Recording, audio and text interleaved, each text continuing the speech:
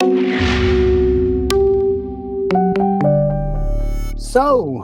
Kristen, lovely to talk to you as always. So I'm going to ask you some questions about your school, about you, and we'd really love to know all about what you're doing in the field of science education and how you help your students in Sheppard Pratt. So my first question is, who are you? What is your role? How many years have you taught? I am Kristen Knutson. I am the Curriculum Instruction and Assessment Coordinator at the Sheppard Pratt School in Rockville, and I have been teaching for 19 years. Brilliant. Okay, so let's continue. So, question 2. What is the name of your school, your city and county?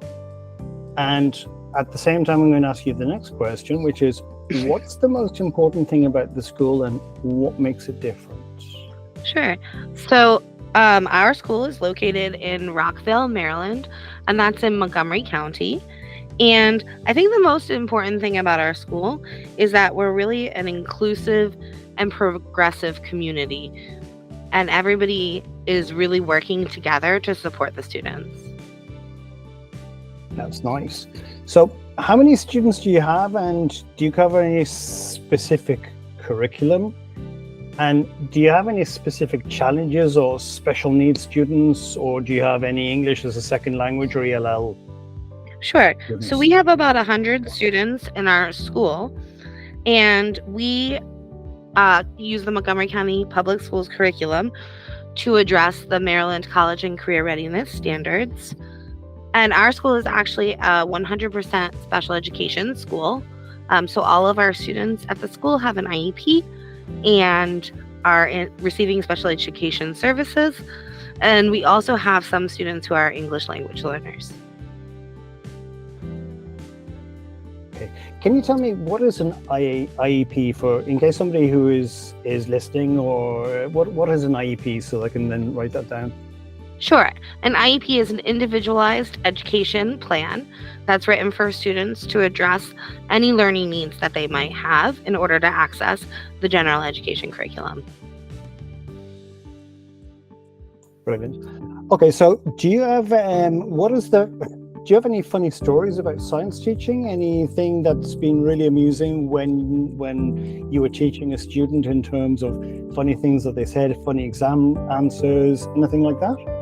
I think the funniest story I have is when I was a new teacher, we did a unit on the ocean, and we took the students to the aquarium, and we were watching the dolphin show. And then one of my students, so we are a special education, I've always worked in special education, and so a lot of my students have individualized plans of reinforcement, and we provide them with supports to help, promote positive behaviors. And a lot of times that looks like rewards, right? Reinforcers. So we might give students chips if they earn all their tokens for having safe behavior during class, something like that. So we were watching this dolphin show, and the trainers were giving the dolphins fish after they did the different tricks. And my student said to me, the fish, it's sort of like our chips. And I said, yeah, I guess so. That's actually really funny. And when you say that can you extend a little bit more about all the things that you do for your students, about how you create those individual education plans, or how you make sure that the learning that each student receives is tailored for them? Can you dig a little bit deeper on that? Would that be okay? Sure. So I'd like to just start off by saying our school is a very small school. Our class sizes are very small. So our class sizes have a maximum of 6 students per classroom. Most of our students are in our setting. It is a fairly restrictive setting. It's much more restrictive than a general education classroom because they need that smaller class size, that individualized attention. Our staffing ratio spans from 2 students to every 1 staff to maybe 4 students to every 1 staff. So it's very individualized. There's a lot of adult support to help the students. Because we have those very small classes, many of our classrooms are self-contained. What that means is the students stay with the same teacher for all their classes. So that teacher is responsible for teaching science and social studies and reading and math. And also because our school is small and those classrooms are so small, our teachers are often teaching multiple grades within one classroom. So those self-contained teachers are not only teaching all subject areas, but they're also teaching 6th, 7th, and 8th grade, right? All middle school kids within one classroom. And so in order to provide that instruction, it really requires a teacher to delve really deep into all subject areas, which can be very challenging. And also consider the interests of the students. So a lot of our students haven't had the instruction that they need to access the curriculum. And so they might have gaps in their learning from past school years. And the teacher really has to individualize not only to address those gaps in learning, but also to get the student engaged. So I think engagement is one of our biggest challenges when we first meet a student or when we're trying to program for students, because they're already they've experienced a lot of failure often before they've come to our setting.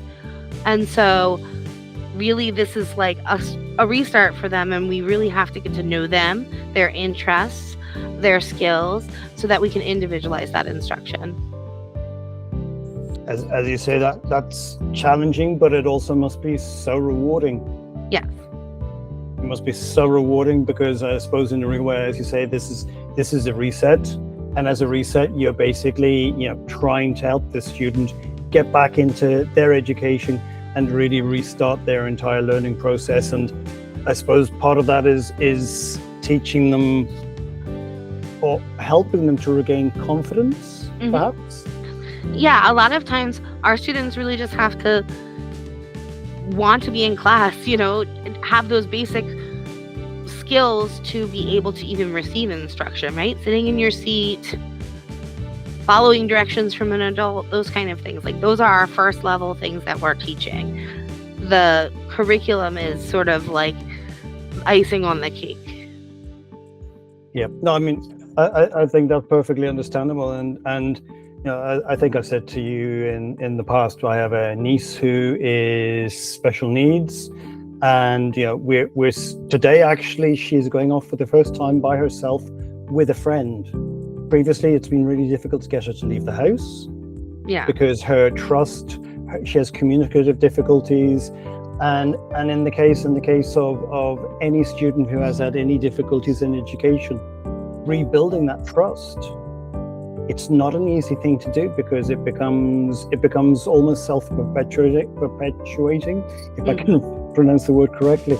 So obviously, I mean, I've always been very interested in what your school is doing, and I think it's amazing because I think the work is so important, because it's not really just about saving education or improving education. It's almost in a way of almost like saving people's lives, because you're maintaining them as part of society. You're really kind of, I don't know, in a way you're rekindling in a way the opportunity for them to form a better part of society or take more interest in society, which I think is astonishing. Okay, so my own personal philosophy and interest aside, which I'll just delete from the notes. Tell me, how did you discover Science Bits? Where did you first see it? I think it was an ad on Facebook. Okay, and okay, so you first saw it on Facebook. So what was the thing that you most liked about Science Bit when you saw it? I really like the interactive virtual labs. I think because we are a smaller school, we don't really have like a science lab and all of the tools that maybe a larger school or certainly a public school would have for science instruction. Okay, so tell me a little bit about what difference does Science Bits make to you as a teacher? Does it make your life easier? And maybe you could also tell me a little bit about the way that you use Science Bits in what kind of setting. I know that based on your feedback, we made some changes to Science Bits.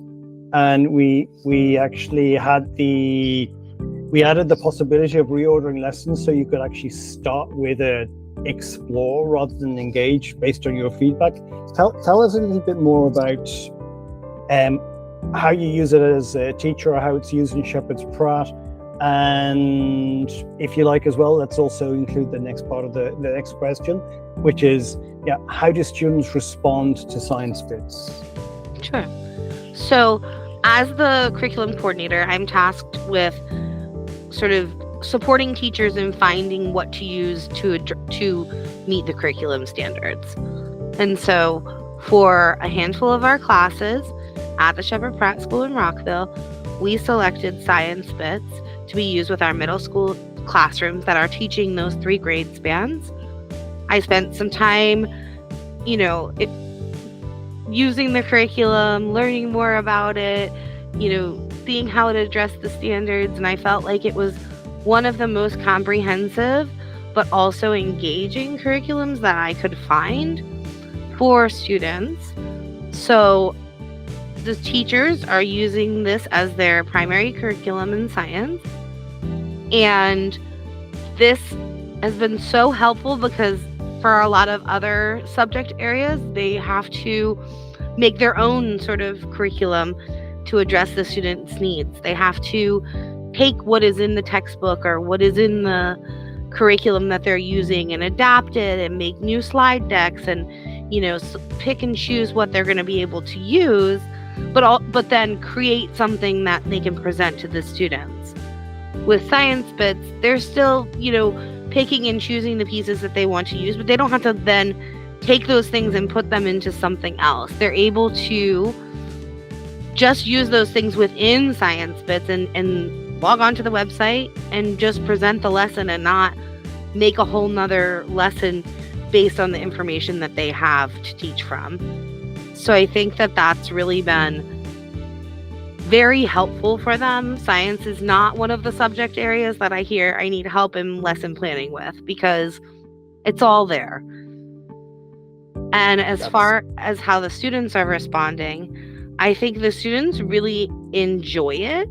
I think the teachers definitely do a great job of breaking things down and taking parts of science bits in different sections of the 5 E's and sort of using all of that within one lesson to keep our students engaged versus, we're going to do the explore today and it's going to be all of that. Our teachers sort of take some engage, take some explain, take some explore, take some evaluate. Like they're taking bits and pieces, because all of our lessons are about 30 minutes, our class periods.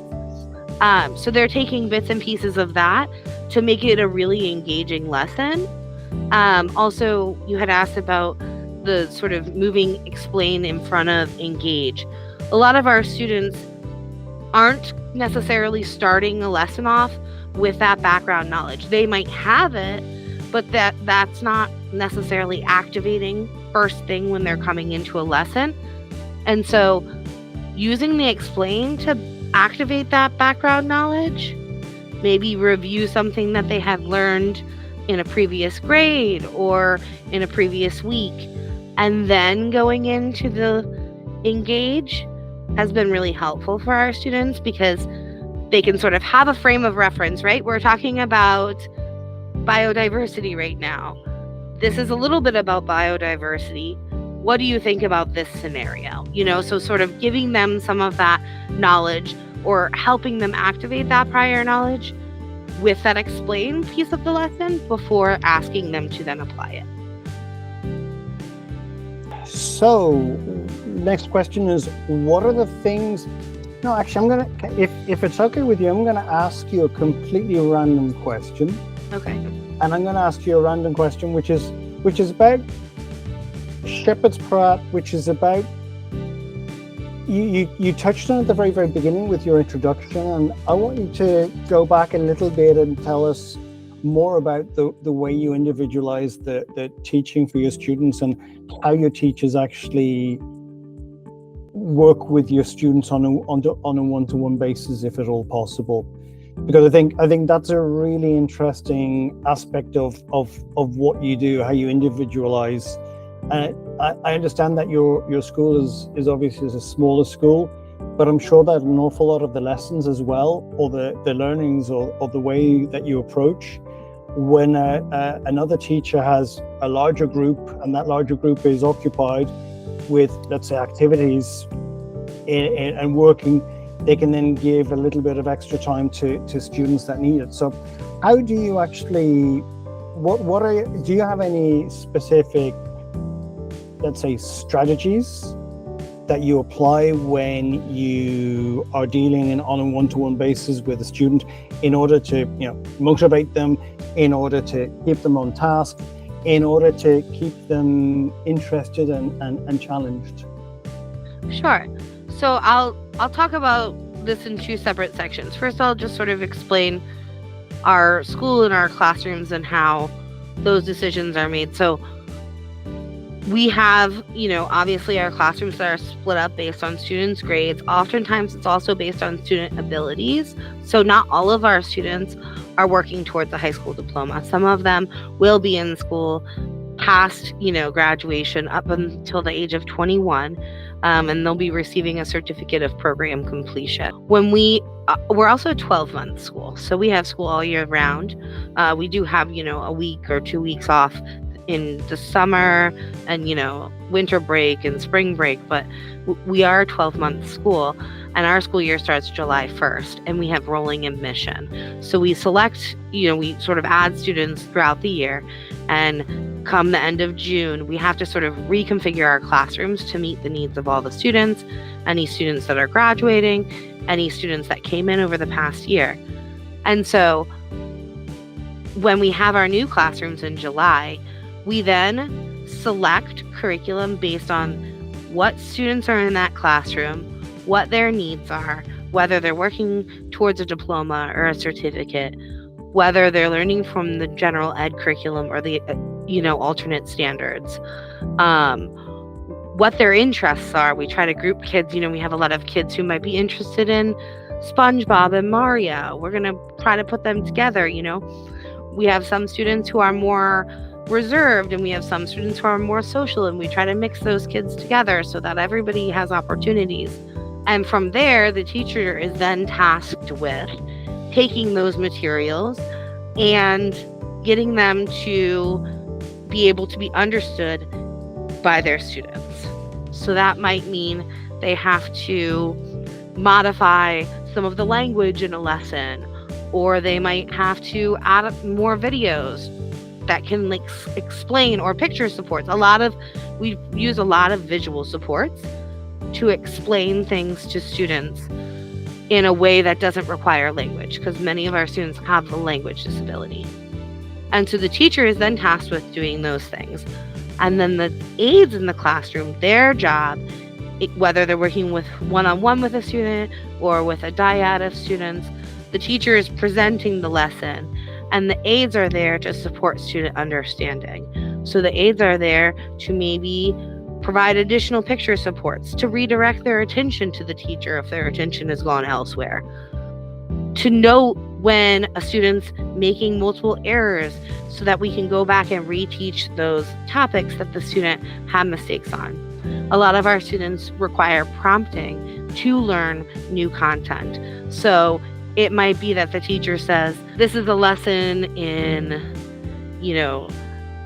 I said biodiversity before, so I'll stick with that.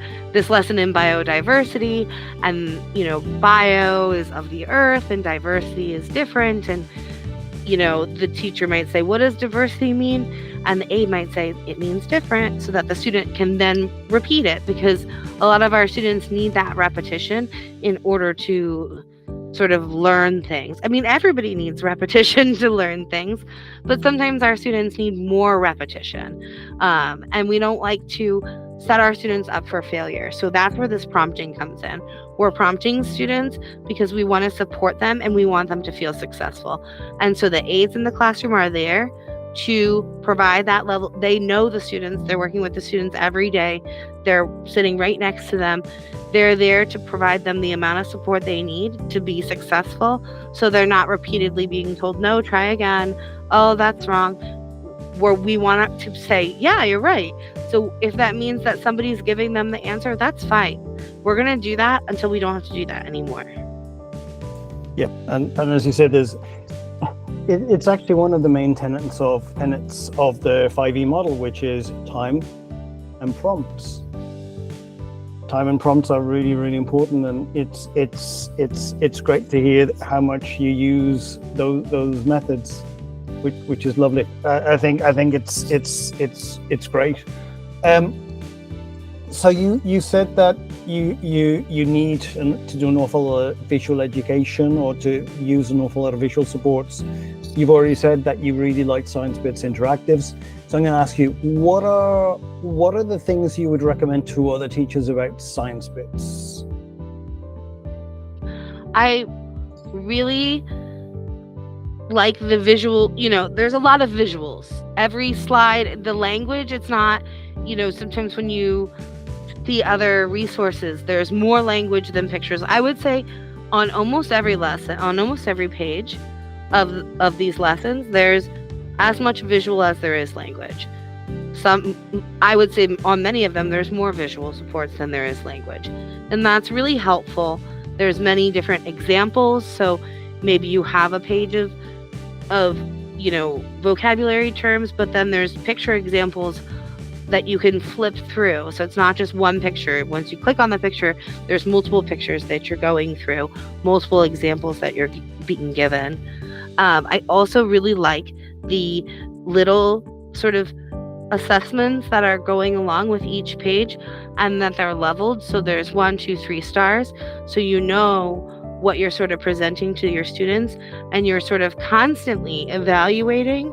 You're able to use those to evaluate your student without it being overwhelming, right? Now I have to take this end of unit quiz, and you're going to have me sitting here for the whole class period taking a test. No, you can provide those questions, 1, 2, 3 at a time at the end of each lesson to gauge learning and adjust your instruction accordingly, so that you're not getting to the end of the unit and realizing, oh, they didn't get any of this and I have to reteach the entire unit. You can reteach each single day based on what students had trouble with. How likely would you be to recommend Science Bits to a middle school teacher, whether they're running special needs, whether they're running a class with 40 students or 30 students or 20 students or 10 students? What would you recommend to them about Science Bits? I would let them know that Science Bits is a comprehensive solution that is engaging. As a teacher using it, it's enjoyable to use. It's very intuitive the way it's set up, which is really helpful as a teacher. It doesn't take a lot of time being like, oh, where did I get this? Once you start using it, it's very intuitive. It makes teaching, I think, more fun because there are so many visuals. You don't have to spend we don't really spend any time. You have the option to add additional things into the platform, but we don't find the need to do that. So it's really comprehensive, and I learn things every single day using it that I didn't realize. So I think it's a wonderful solution, and I would highly recommend it. Brilliant. Thank you very much. Okay, so open and last question. Anything else you'd like to add? Any other things you'd like to say? Anything you'd like to tell us about, I don't know, Sheppard Pratt, about your work, about you?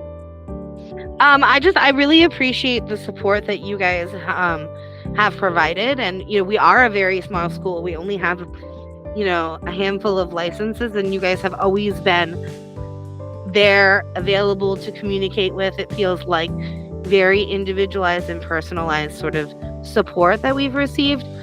Always providing trainings. Anytime I ask, say that there's a new teacher, you say, oh, can we help teach them about this program?